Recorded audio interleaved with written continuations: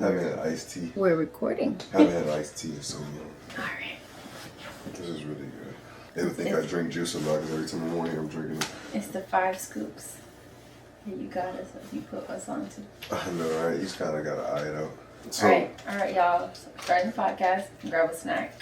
Because get in the comments, get ready to chat with us. Give us your opinions on the topics we're discussing every time. that smells good. You smell alright. Okay to hate, baby. I'm doing something right. Come on now. Definitely We not. started early. It's okay to hate because I'm doing something right. Alright. You can start. Should couples share finances 100% or keep independence? I think that it shouldn't be 100%. I think there should be 50. Bills should be a united thing. So anything that is for the household or anything like that, to keep together.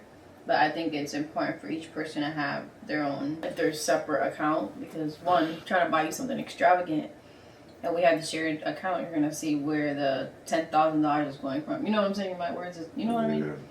It's good to have that separation. No, I guess so, because you want to be able to have the freedom to spend your money how you want to spend your money. I feel like once you got a shared account, then everybody gonna be on everybody about what they spending. Mm-hmm. Well, you done had Wendy's 8 times this week. Get off my back, bro. I know it's big, but I think little things like that.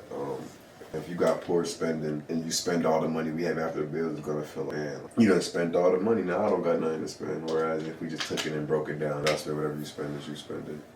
And I think it'll be perfect. I mean, At least for me, to be like, bills are in one separate account. Well, anything we get, like car, house, phone, Wi-Fi, groceries, all the stuff that we consider bills, all in one. And that would just all be charged in that one account. And then we'll have separate for leisure, I would say. The fun money. I never really think about it like that, but I guess so. Shopping. I mean, I don't know who would just have 100% of their money all shared with the person. Y'all gonna have it shared in theory, but all in one account is just crazy. If you could put all your money in one account, y'all don't got enough money, to be honest. And why is that? There's no person with a lot of money and having all their money in one account. It don't work like that. Where do they keep it? In different banks. You can't put all your money in one bank. You think a billionaire got all his money in one bank? It don't work like that. The bank, first of all, the bank only gonna insure $250,000. Mm-hmm. They ain't even $1 million out of $1 billion, so you're already shot. But nah, they spread their money out on different things, investments, different banks, private equity, cash, all type of stuff. But yeah, one account is crazy. 100% of our money can fit in one account. We gotta do something else, baby. I ain't gonna lie. You would be tired of me. We would probably beef every day because I love shopping. And I'm the type of person, not saying that I get fooled easy, because that's never the case. Nobody said that. But I'm just gonna say I love a clearance. If Old Navy sends me a thing right now saying, ooh, 20% off kids' clothes. Yo, they got a deal. We gotta go get it. So I'm definitely like that kind of person, but we would have problems. That's all I need to say. Yeah, no, it ain't happening. This wasn't for us, more so for y'all, I guess. In general, yes. I don't know about putting, it doesn't make sense. Nothing about it just, I don't know. Who should pay more if one person makes more money? Money is just money. But do you think that in a relationship, one person should pay more if they make more money, or do you think either way it should be split in half? It doesn't really matter. Whatever y'all want to agree on. Everybody gonna have their opinion of what's right and wrong, so whatever y'all agree on. That's it? Look, so if we both, let's say you make $1 million, I make $1 million. We have $2 million, or I make $1 million and you make $6 million, right? Our bills is $30,000 a month. I can still pay all $30,000. You can save all your money still. But that's not teamwork. It's not, but it's just money. It doesn't mean nothing. I feel like we have more than enough money to cover these bills and still be able to go out and shop and bullshit. Yes, but a stable person, right? A stable relationship, people communicate would understand that the person that has the 6 million, right? That's the example you use.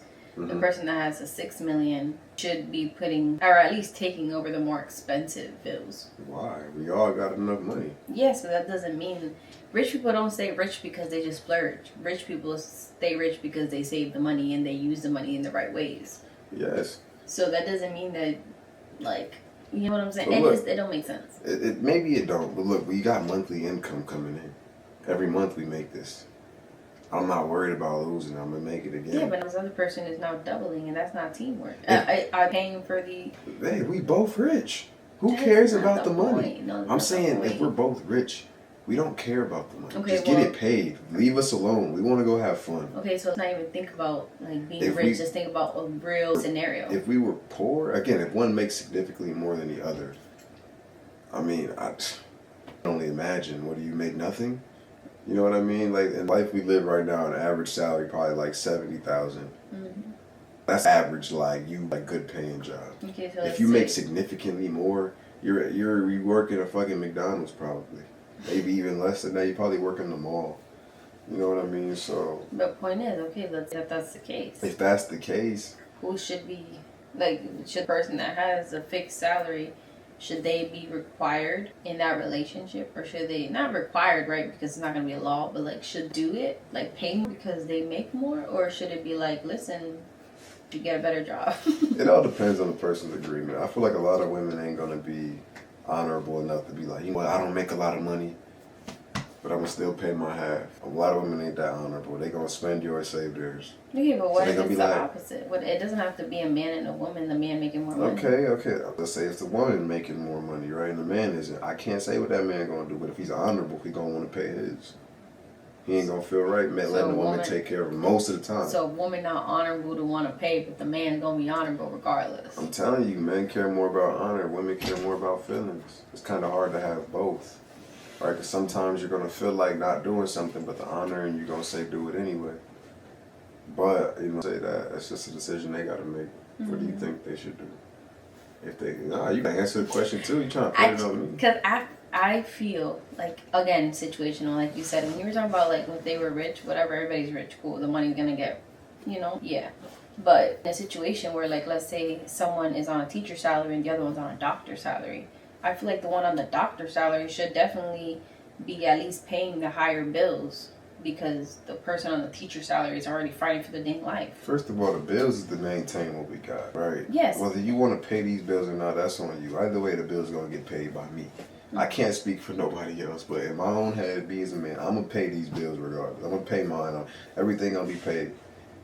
Yes, but I know in my personal life, I know people... like not me, but like friends that they live together with their partner and they made their partner pay them back whenever they paid the full amount of the bill. Yeah. And it was like, pay me back whenever you get the money or something. And it was like they were together. It don't sound like they're on the same team. You don't gotta pay me back, but whenever I call for it, if I need it in a situation, I expect you to have it. I definitely think if you have more money, you should definitely help out the person that has less.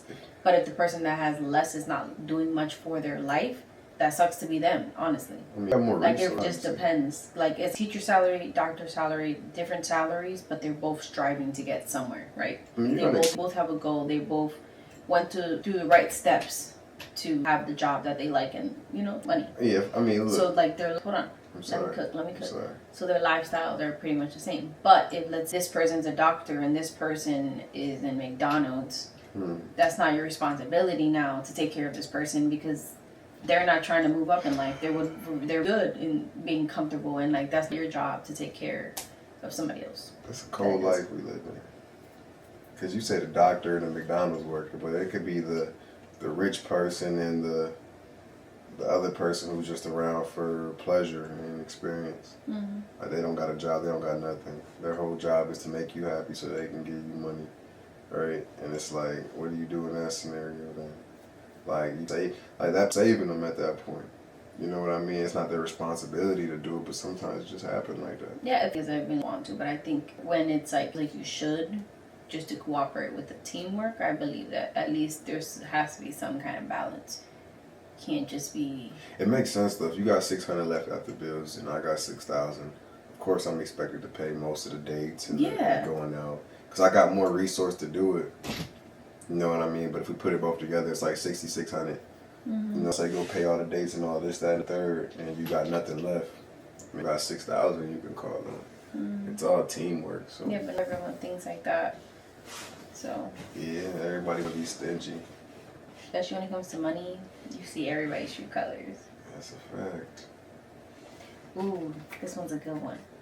Should stay-at-home parents have equal access to all of the household money? No. Why? Why would you? They want to know. You're the stay-at-home parent. Mm-hmm. I go out and make all the money. Mm-hmm. Right? We both do what we have to do. But the same way you manage the day-to-day activities at home with the kids, the same way I manage the day-to-day activities with the finances. So for me to be managing the finances and for you to just dip in whenever you feel like it and just take out of it, wouldn't make sense. Mm-hmm. I'm the accountant. I'm the one handling it, all of it.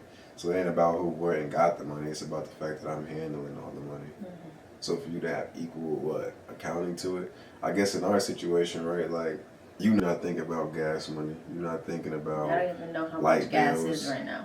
You're not thinking about nothing. Like so you just be like, oh yeah, we equal access, and then just go in and take out. But it's like, nah, I don't know what we got going on right here. Like I'm doing like this, that, and the third. I'm moving numbers and doing things. So I would say the person that's going out to work should be honorable.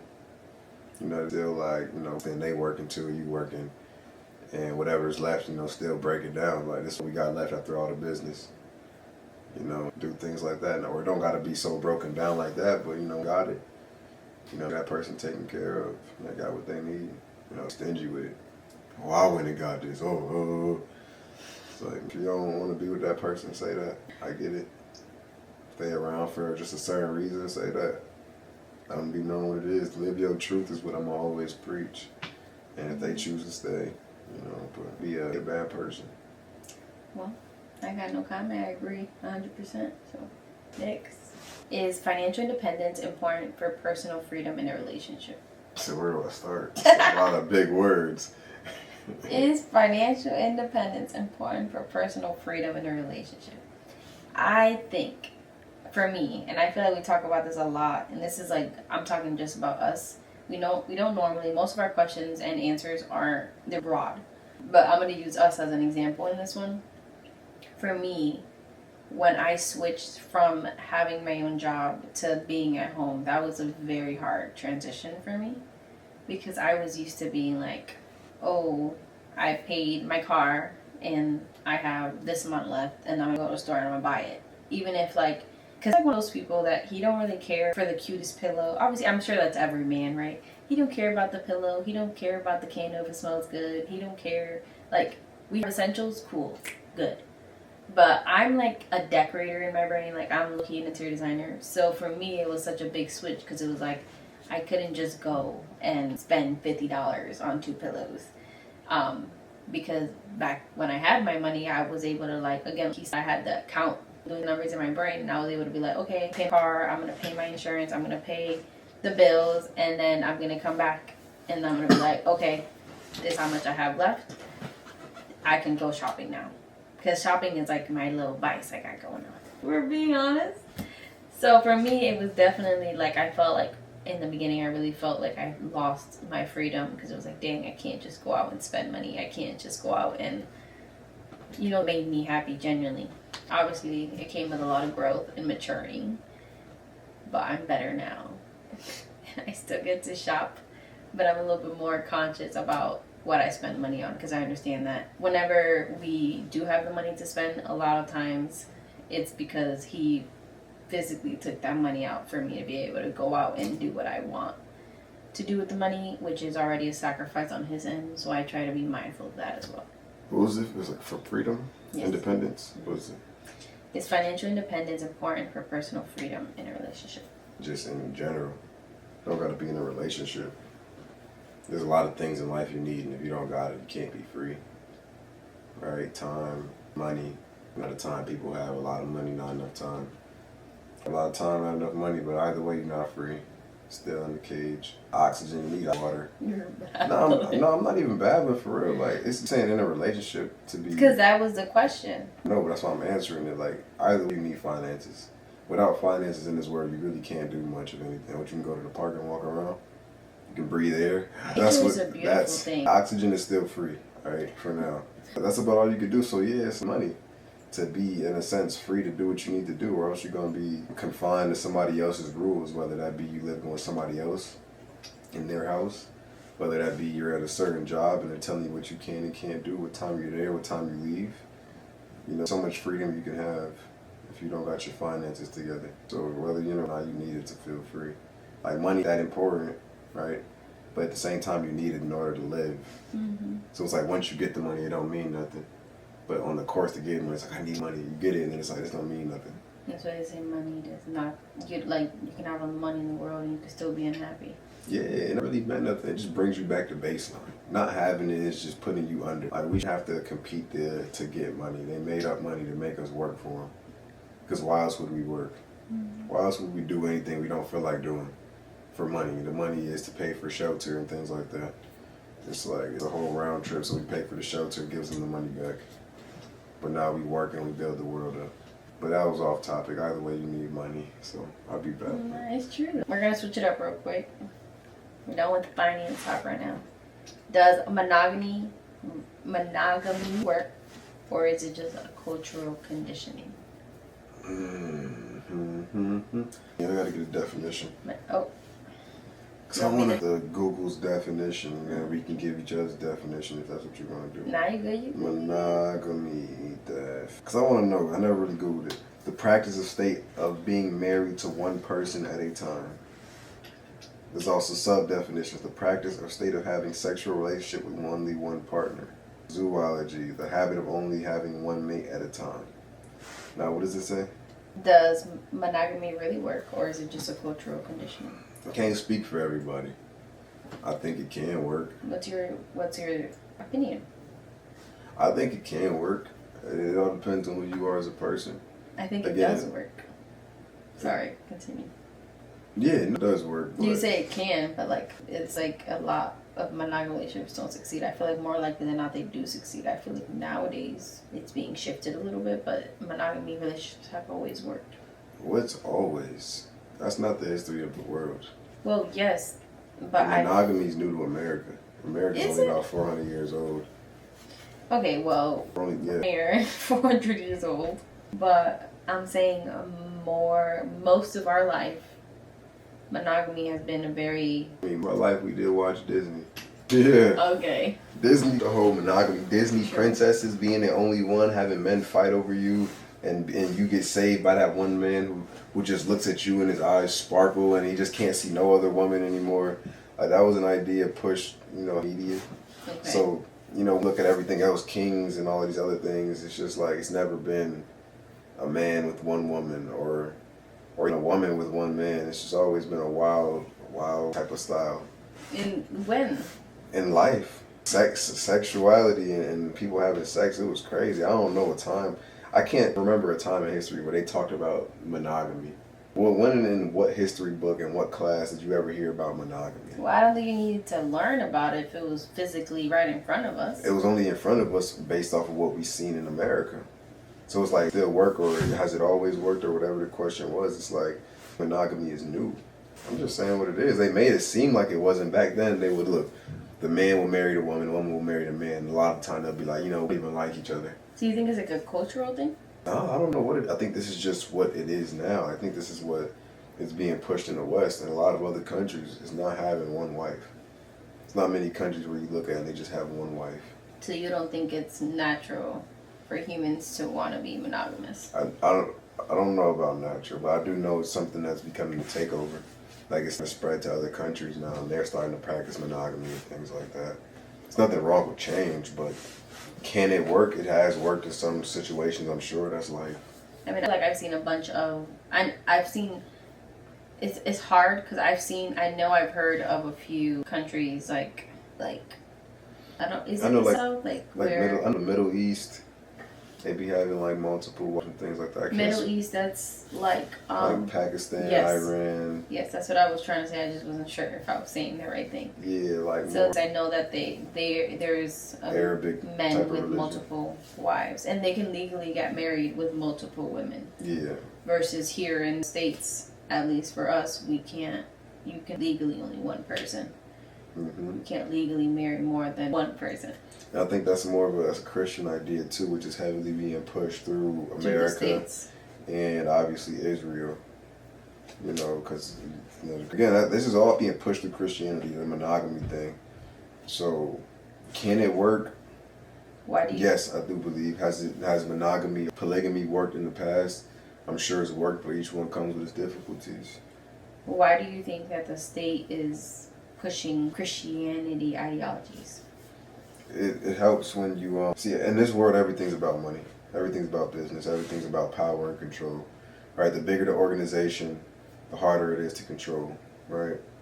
So when you look at something like marriage, it's a business contract to them. They don't care if you love them or not. They could care less if you love that person. Oh, y'all got married, fine, write it down in the books. You know, you can go half and half or whatever the percentage is. Somebody got to take care of somebody. You know, you start assets and things of that nature, but it's more of a business type of thing. If you can marry multiple people, that makes sure your reach of power stronger.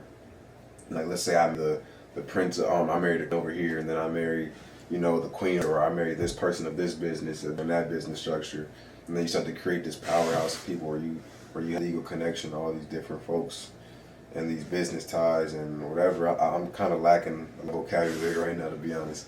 But let's just put in that scenario. It's like you got 6 different wives, and they control all the most important things in the world. It's like that's too for any one group or one family or one organization. Mm-hmm. So they're gonna say, all right, you can only have one wife to kind of. I would see you in a state where you're more powerless. It's just my opinion. It's interesting. I never thought of it in a sense of like if you have wives, you become more powerful because you have all these different connections. Never thought of it in that way. I mean, that's definitely a way of thinking about it. That's why a lot of people practice polygamy, though. They don't practice for the sexual thing. Like a lot of young boys are gonna be like, "Oh yeah, I want polygamy, so I can be able to fuck 6 women." All the Nick Cannons out there. Yeah, but you're thinking it like that. But a lot of people who practice, you know, polygamy, it's all about structure, order, building up basically in their own nation. Yeah. Like they want their own nationality, their own nation, or their own flag, their own thing where they talk. Like you might have a woman teaching, like she's at school. You might have your wife cooking. You might have another one that's on business, another one that's on accounting. Like everybody has it. It's not about the sex at all. It's about everybody having a job. Like that one guy. That's why it's illegal to have polygamy. Like that one guy that remember that guy? He had mentioned to me that he wanted like 6 wives. He wanted one to be Asian, one to be black, and one to be white. What's his point? And his the greatest dinner? He was just like, I would love to see what my kids would look like in all these different nationalities. That's dope. But it was just interesting to me because it was just like, he was like, I'm going to raise my kids, you know, like the Nick Cannon way. He's going to raise his kids and do things that way. But his whole point was that he wanted mixed babies, all types of mixed babies. Yeah, I think it's more about a power structure, though, as far as polygamy. That's why they don't allow it. And you think that the Christian being pushed on that is like them using a religious standpoint for business? Yeah, they've been using the Bible for their advantage for a while now. Churches are, I'm not going to say churches are free, but the government paid. Why would they pay for a church or religion? They make it, everything in life they're going to try to make it sound like they care about you. I don't think anybody really cares about you. Everything's for their advantage. What that advantage is, I don't know, but it's like in the Bible, everything be contradicting. It'd be like in churches, they teach you to hate the rich man. They teach you to hate the person who has all the money because they're with the devil. And if you're broke, then you're more toward God. That's what they be feeling again. That's what it feels like overall. But when you look in the Bible, sometimes they tell you, like, you know, to put a little folding of the hands and poverty gonna strike you, right? Like, you still need to have some type of fortune or wealth in your life. Like, it doesn't mean make you more godly, but God, I mean, based off of it. I don't think that's the message that they're trying to put, though. Like, a lot of messages, at least the ones I've heard, is more of like, it's not like the richest people are not good. It's just God wants to see, a lot of times he's testing them to see if they value those riches and they're putting them in a higher pedestal than they do him.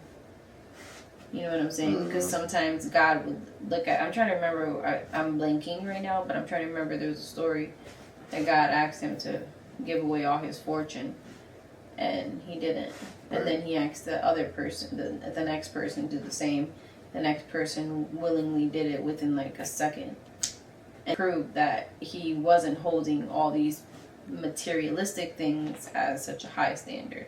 It wasn't like get rid of and then go be a bum and now I love you. Like, that's not what it was. It was more of like get rid of it to prove that you don't have such a weird attachment to this and you don't love this more than you should love me or your neighbor or the people around you. I get it. Like that tax collector story that they talk about at church sometimes. I get that. Like this guy, he was rich, but it was because he was scheming on people. He was stealing from them. And then, you know, Jesus caught him. You know, the same have your vision, you can go ahead and start a church.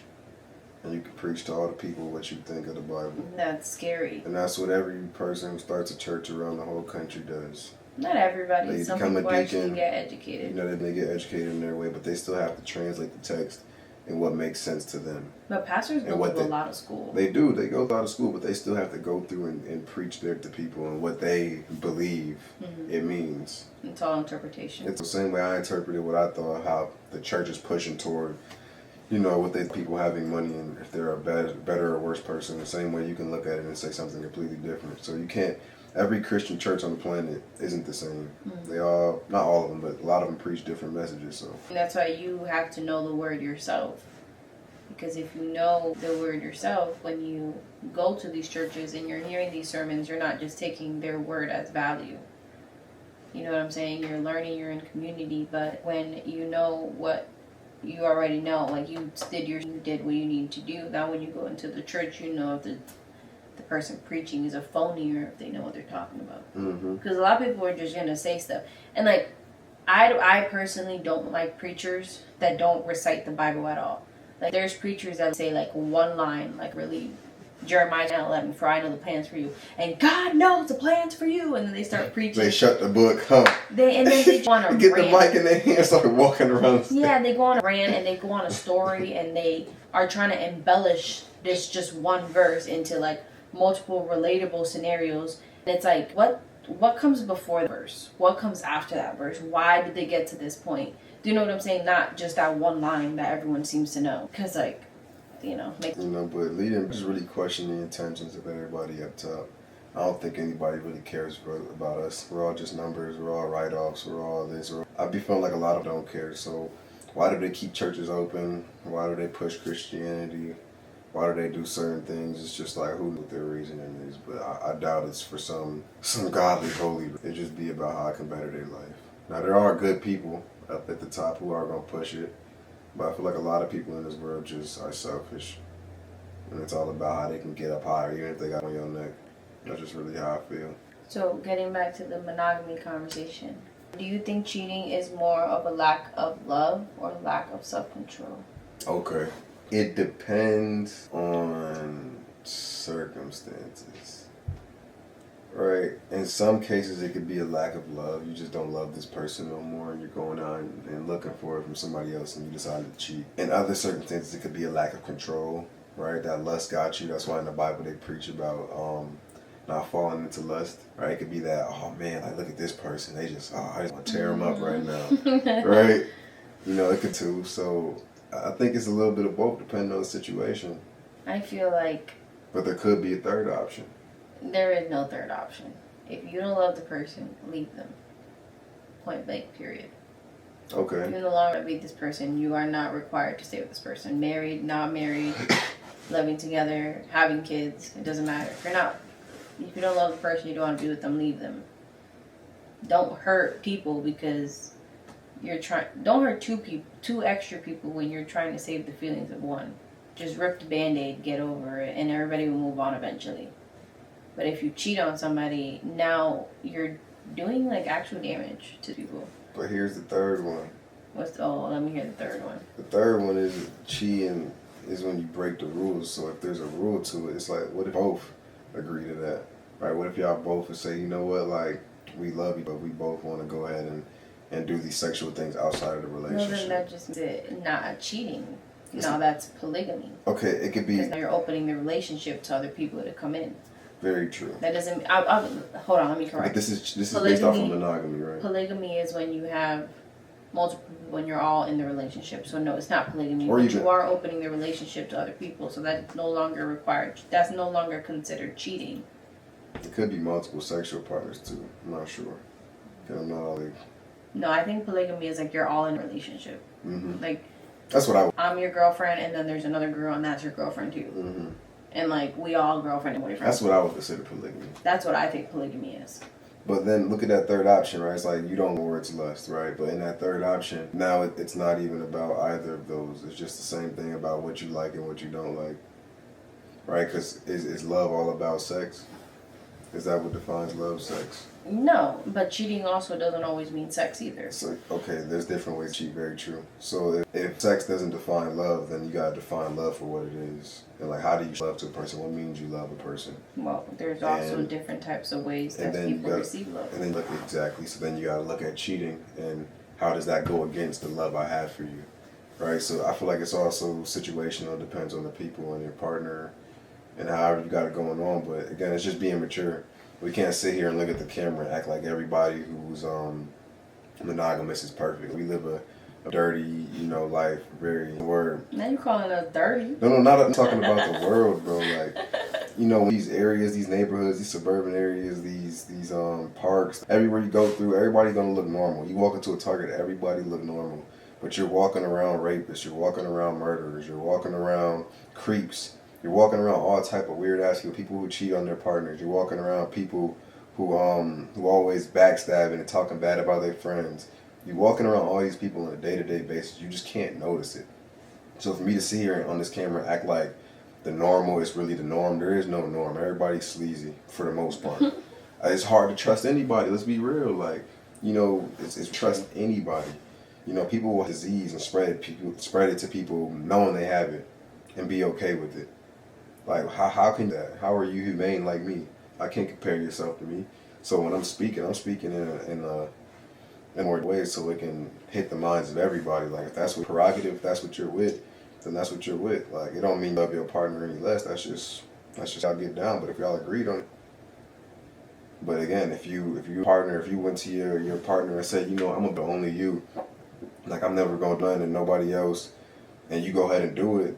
Yeah, bro, like you cheated. You don't love that person. Because if you loved him, you wouldn't have lied to him. If you loved him, you wouldn't have made him feel that way and then rip it away from him. Like, you sold him a dream and then you took it away. Like, of course they hate you. Of course they're going to be mad at you. Of course they're going to have this malice in their heart for you. You literally told them one thing and then did another thing. They can't respect that. No, they cannot. So, live your life you want to live it and don't let nobody try to define what your love is. Define it for yourself. The world gonna have a bunch of opinions, but nobody's living perfect. Nobody. Had to emphasize that part. These niggas is weirdos. You think one person can really fulfill all of another person's needs? You do all the time. Lock it. Next. No, but for real though, like all of your needs, let's be real. Like I need my ass wiped. You're not gonna come wipe my ass. Listen, babe, if you need where do we draw the line? I'll grab a wipe. Where do we draw the line? Okay, folks? you may not want it, but I got You're not coming to wipe my. You're gonna get after a while. 30 years in, I'm not gonna keep wiping this nigga ass. I promise you, it's not gonna go. It sounds cute, but it's not gonna go. But I would though. You're not wiping my ass for 30 years. I'm just saying, you can wipe your own ass. I'm doing stuff. I gotta cook dinner. I'm taking care of the kids. You can't just do it. Be real, folk. I mean, yes, but I'm upset about it, probably, if I have to do it consistently. But I would do it. But listen, I be trying to pick his nose and he don't be letting me. But that's what I mean, though. All my needs, you can't just put. So like, where do you align if all of somebody's needs can be fulfilled by one person? Now, everything that I can need out of a partner, you definitely fulfill. But all of the things I need out of life, you're not God. You can't fulfill my spiritual need. You can't. So it's like I can't sit here and say you fill all my needs. You need multiple. You just need multiple things. As a human, as a person, as a son, as a father, different things are going to satisfy different areas. One person can't do it all. Just very mature outlooks on life. Accepting people for they are, but also understanding I'm not like them. Let's do some thought-provoking questions. So, if you had to delete one memory forever, which would it be? You're about to get deep. I see the deep face. I don't want to delete anything bad. They make me who I am. I wouldn't be able to speak and relate the way I do if I delete anything bad. Okay. Now I can sit here and be the OC tough guy. Let me delete some good shit so I can be more cold. It's like, what would I do out of my memory? I don't forget any of this. This life is beautiful. The good, the bad. You're so beautiful. Poetic, ain't I? Yeah. This life is. I wouldn't want to delete anything. Everything I seen was for a reason. good and bad. As much as I might have wanted to forget it, I can't, and I shouldn't. Carry my pain like I carry my. Yeah, I wouldn't delete it. Not to just copy off of him, but I'm gonna pay you back because I couldn't think of anything either. That was really cute though. Smooth talker over here. Like, you know, before delete they pain, you a cop out. Not even a cop out, but there's a lot of people who really Look your demon in the eye. Their pain can be a lot, and sometimes their pain leads them to feel a lot of distress, and you know. This physical, mental pain is hardly ever spiritual pain. Even though there is spirit, like, don't get me wrong, you know, being a spiritual person comes with pain, but it ain't no like when you on the right side of it, it helps you fight everything else. When you align with your spirit, you can fight all the other pain. It's like, you know, or when you look that demon in the eye, you know, you say, "All right with me, like I ain't scared of you. I'm gonna face everything in my life head up because I know I'm gonna be fine." Right? That's what that does. So I ain't even worried about none of that. Would you rather know the date of your death or the cause of it? I'm gonna answer first. I know what I already want to say. But continue. I'm gonna answer first, and do I continue? And it would be the cause of it. Okay. And I say it because I don't want to know the date, because then I'd just be dreading that date coming. Versus if it's a cause, then it's like, let's say, like, oh, I'm gonna die because I ran into something stupid. I'm gonna just make sure I don't run into that car, right? You know what I'm saying, though? Man, I'll say this. I would definitely live my life in fear, but at least it would be like I know how, so I'm gonna just make sure I'm a little more cautious in those situations. See, I know one day I'm gonna die. Yes, we all are. So I'm not speaking to this camera or anything that's gonna sound corny after I'm dead. Like, damn, he guessed. Okay, let's not even about that. It gets dark in my head sometimes. Okay, I'm just trying to show you the light of it. Just give me the good or bad. It's the date or the cause. We don't need to get in deep of what it is. We don't, but people like the deep. People like the dark. You find a lot of the time people like it. They love it, actually. Okay. But I won't do it for this pod because we got a lot more coming. So stay tuned. We can go deeper into my brain. Okay. But look, I'll say cause at first. But now let's say I know the cause is by, I don't want to say anything stupid. Just don't say anything. Let's say I know the cause. Then every time that we get into a scenario, because let's say it's a day-to-day thing. Like, what if the cause is tripping? You trip and crack open. Every day, it's like, yo, I don't want to trip. Every time you trip, oh, thank to God I'm still here. Like, I don't really want to know the cause. I think as it might be, I might have to just choose the date. And then over time, just get comfortable with it. Like, my days, I know what day it's going to be. And when that day comes, I'm going to have all my eggs in line. I'm going to have everything in order. And I'm going to get down on my knees and just say, take me. I've had a great run. That is so sad. That's life. But then maybe you won't die because you already know that you're going to die. So that maybe the things lined up for you to die might not line up. That ain't the scenario. I'm going to take my death with my chin up and just... If today's my... I don't know. I don't like this conversation. I'm just saying it get dark. I'm smiling, but but I smile because it's just what part of life. Life is beautiful. I don't like that. This wasn't a good question. This is a bad question. I was gonna keep going. I was saying we're going too dark. No, thank you. I was gonna make you feel it. I don't want to feel it. I'm already feeling it. I feel it a lot, but sadly. Anyway, do people actually want the truth or just a version that makes them feel better? Red pill, blue pill. You choose, right? You want the sweet. You want the sour, you know what I'm saying? Or you want the bitter. See, the sweet, it tastes good to the tongue. Not good for the body. The bitter, oh man, you know, they don't like how you get it when you first start chewing. But it's better for your body over time. Red pill, blue pill, right? I'm going to see here. What was the question? Because I'm babbling. Do I want the truth?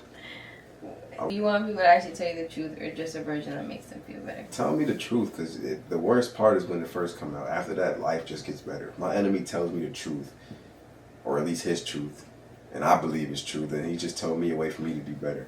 But if my enemy lies to me, he's going to have me thinking I'm still cut. Yeah, but with everything, for me, everything is delivering. Like, if I stink now, I obviously don't because I just took a shower.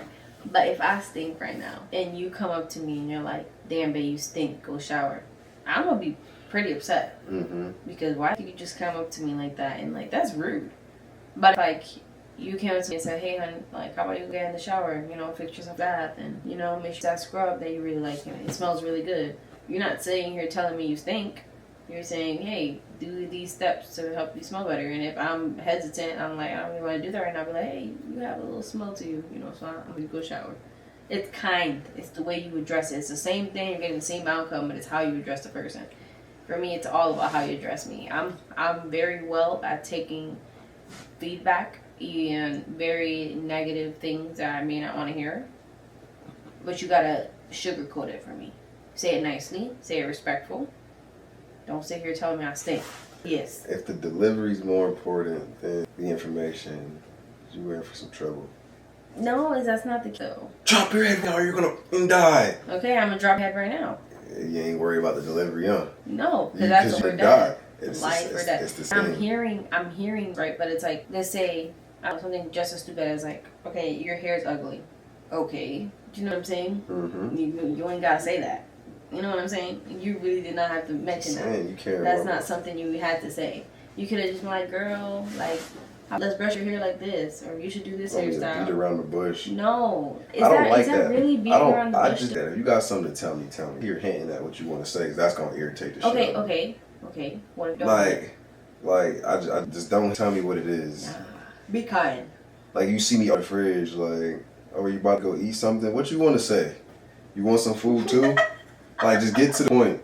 Like, I don't want all the extra shit. It's just so personal. There'll be a lot of questions people will be having. Like, just bro, get the point. Like, what do you want to say?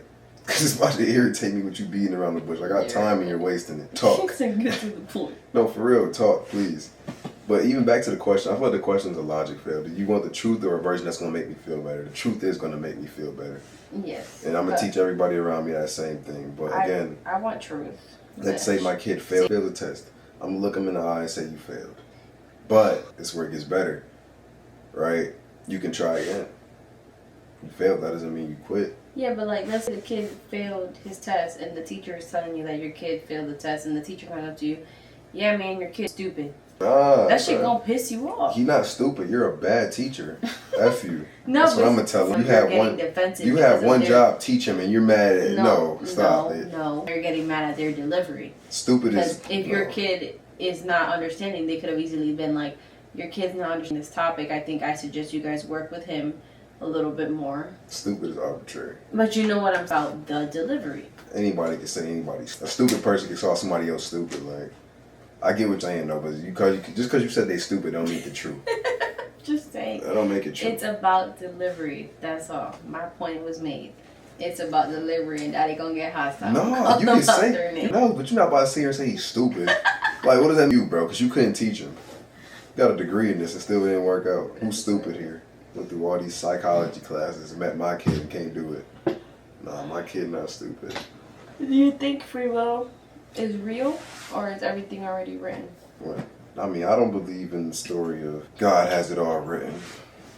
I think he has what he wants, and he has ways to write it. You know, he can have all the power to write it however he wants. At any moment, he could change it. Right, but I don't think it's already written. I think our story is right. I think we got free will and free choice, but it's heavily influenced by different things. You know, I ain't even spiritually wise, but you know, a lot think they got free will and they think they control their own brain. Nah, bro. Y'all be manipulated on the highest level and y'all wouldn't even. Everything around you is meant to manipulate you. Everything around you is meant to make your brain think a certain way so that makes you a certain way. Mm-hmm. Like, if people don't realize it, how powerful the brain is and how people study the brain. So you don't have free will? No, you have free will. People just don't know how to exercise it. People are too lazy mentally to ever exercise their free will. They just regurgitate whatever they see and hear. So we call them bots or NPCs because they don't really have any creative way of thinking. None of their ideas are, how do you say it? What is it? Mind slip for the word, but none of their ideas are new. Mm-hmm. Everything they're saying is just something that they've heard or seen from somebody else. None of them are creative thoughts. Again, even creative thoughts are all of what you've seen put together into something. But again, I think we got free will. I think we can do whatever we want to do. I think God definitely has our story written, though. Doesn't mean you don't have free will. You may your actions are being chosen, and maybe God gave you the opportunity to feel like you can choose. But overall, I feel like God, no matter what's gonna lead you here. Yeah, has your story. Like, it don't matter what you do, bro. Your last day is here. Yeah. Don't matter what you in, what town you in. Somehow you gonna end up, you done here. It's your last day. Not even your last day, because we're not talking about death. We're trying to get back to that. I'm not. I'm just saying. I'm saying it in a sense of like, free will. God has your beginning, middle, and end. So regardless of where you are right now, God put you here for a reason. you're in this home, in this situation with these kids with me, you're stuck with me. Because God wanted it that way. God wrote that. But you know how hard it would be to subscribe to that, because at the same point of saying that God has it all written, God got it this, God got it that. But some people will also say like, God can do no matter what. He can either use you in this way or he can use you in that way. Yeah, but that's still God is not already written if he's choosing. It is written. He already seen how things are gonna go. God doesn't waste anybody, right? But he already saw everything's gonna go. So if he's using you, that means he already had that intention to use you previously. Now imagine if God's intention for you is to be a bum. Now people always think God's intentions for you is the best thing ever. Like, oh, God going me to be the next billionaire and craft the world. No, some people's destiny is to just be a hobo. Sadly, as sad as it is, that if you believe that story, that man who died a bum, that was God's plan for him, right? Maybe he didn't believe in God. And you think so because he don't believe in him, that makes God what, less powerful? No, that just means he didn't have a relationship with God. So God couldn't influence him in the ways that he needed to be influenced. Because a relationship with God is the same thing as any relationship. You need to communicate. It needs to be going both ways. If I can't hear him, like obviously he's there, present, he's around, he's observing, but he's not taking action because I'm not choosing to have a relationship with him. He's all powerful. It don't matter. See, this is my thing. It don't matter if you believe in me, right? Either way, I'm real, and either way, I'm impacting your life. Whether you choose to believe in God or not, he's still there.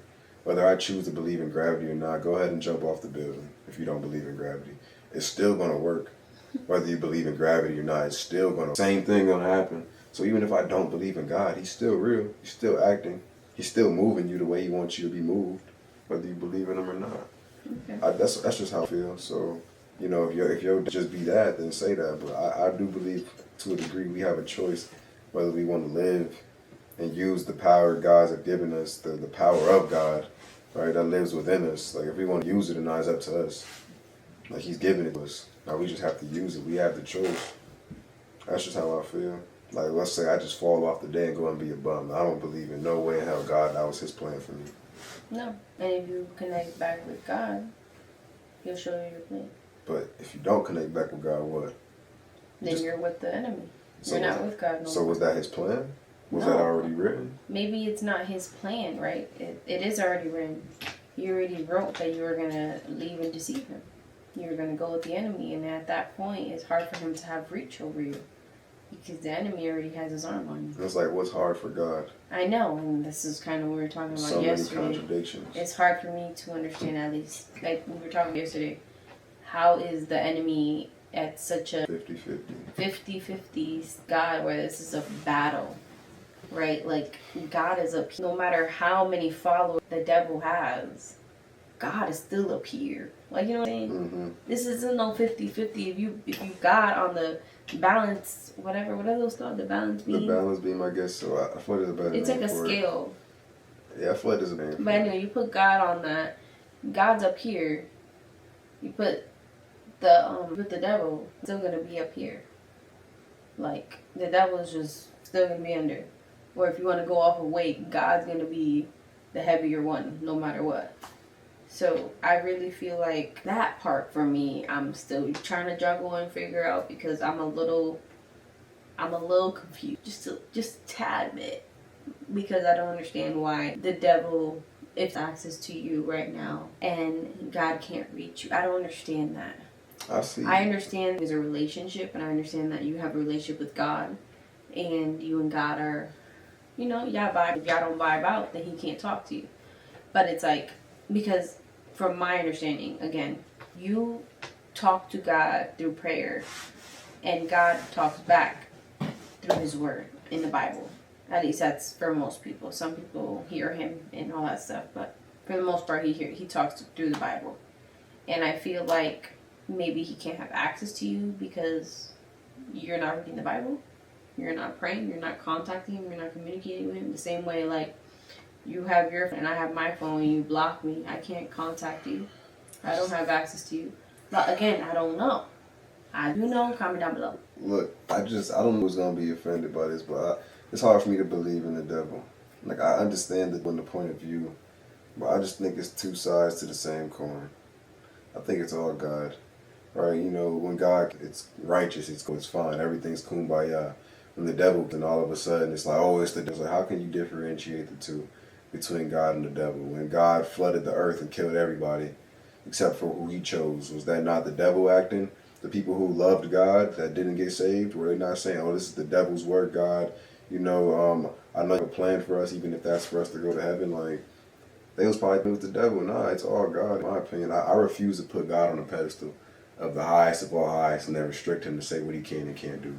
To sit here and say there's somebody with equal power to him. To sit here and say that he doesn't have control over something else. Oh, he took power over God.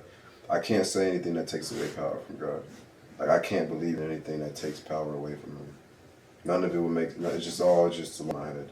To sit here and say that anything could take power away from God. It's a logic fail. I just can't. It doesn't make sense. Every time I hear it, it's like, there's nothing greater, there's nothing stronger, there's nothing, anything comparable to it.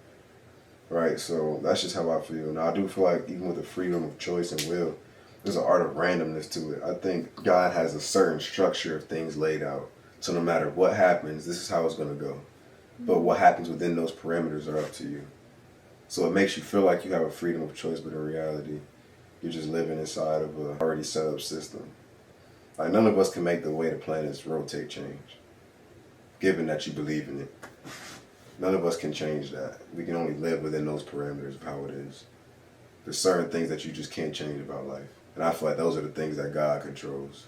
Right? These little issues about, you know, my broke up with me, God, please bring me another girl. Like, that's weird. That's a petty, bro. That's way, it's petty. He got bigger things to worry about than your girlfriend leaving you. Maybe her plan was to leave you. That was God's plan for her. And you praying to him, talking about, can you, yeah. Worry about you. Even on a darker note, maybe God's plan was for your child to be, you know, I'm not even that. What? Nah, I'm not. Nonetheless, whether what happened to you was good or bad, more than likely it was God's plan. Not even more than likely, it was God's plan. And you gotta accept it, you know. So don't be praying to God for something, knowing that it was God's plan the whole time. Don't try to blame the bad stuff on the devil and give all the grace to God, knowing that he's the all-powerful in control of everything. Can't pick and choose. But again, I don't expect everybody to agree with me. I don't want everybody to agree with me. Like, my mindset to this date has come from what I've heard and seen from everybody, and me making my own decision on what I want to believe and what I think to be real and what I think to be true. Again, what I'm saying, I would assume makes sense, but, you know, that's just me. You think humans created religion because of faith or because they fear death? I think it's kind of intertwined. I think it's because people fear death, they create faith. I think people are scared of dying, so they want to talk about heaven. They want to personify their experience as if you're going to walk in the clouds with them. Nah, it's a transition. You ain't got no eyeballs after you die. Like, you know what I mean? The Bible does talk about afterlife with God. Okay, but what does it look like? Because God ain't a human. I can't say because I know it says it. I just haven't read it. You can't personify it because God isn't a person. He's everything. So it's like afterlife with it's like, what, you back to being a part of the everything? We're all brothers and sisters. So even if me and you were married, once we die, we're brothers and sisters up there. I'm telling you, we look alike, baby. Don't play that.